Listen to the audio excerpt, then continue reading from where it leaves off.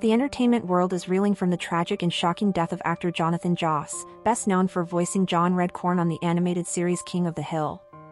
Joss was fatally shot outside his home in San Antonio, Texas, on the evening of Sunday, June 1, 2025. He was just 59 years old.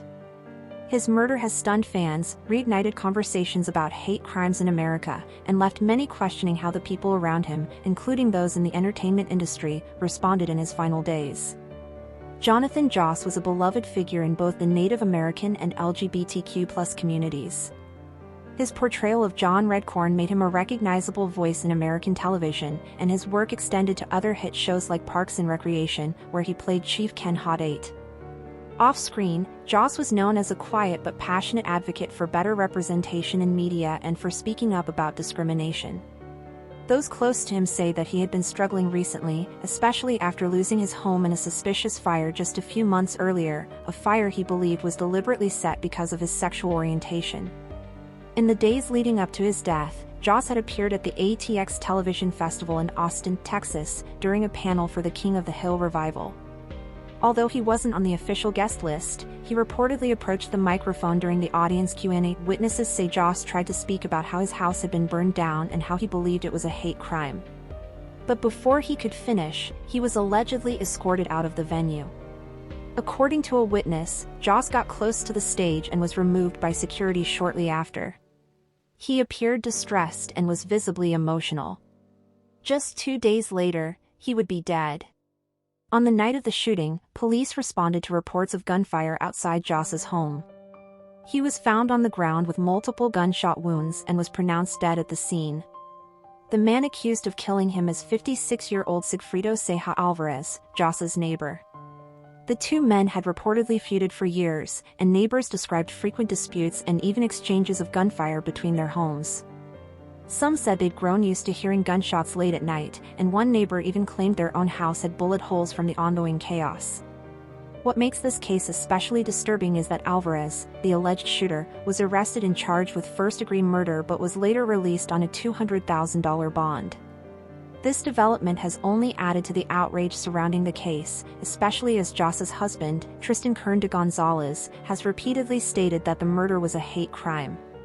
Kern de Gonzalez has been vocal since the incident, saying his husband's concerns were ignored, and that the industry, and society at large, failed him when he needed help the most.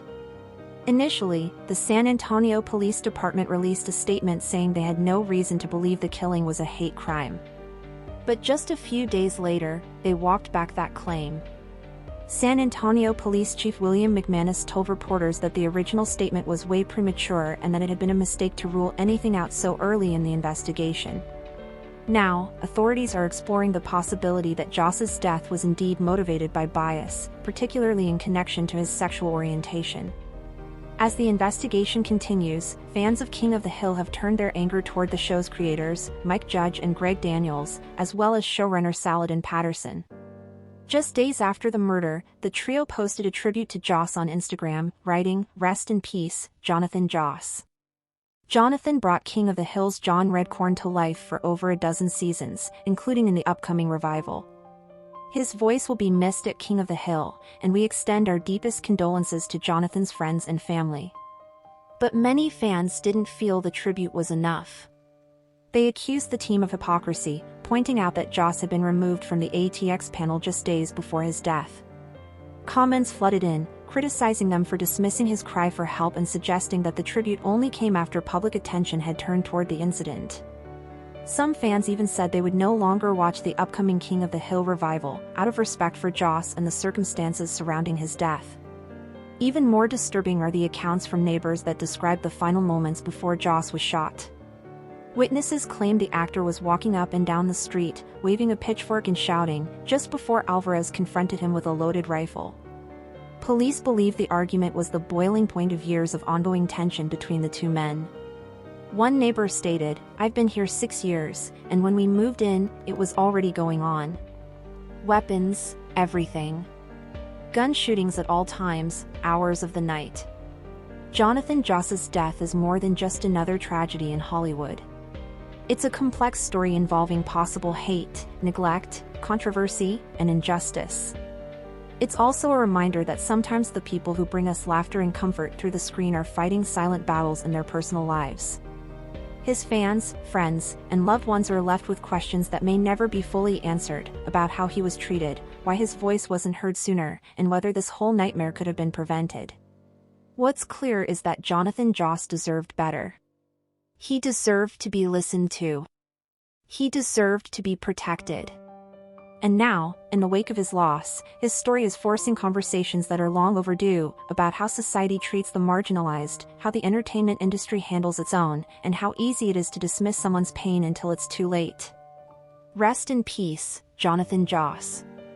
Your voice may be gone, but your truth is finally being heard. Thank you for watching. If you enjoyed this video, please subscribe and turn on the notification bell for more updates on celebrity deaths and news updates.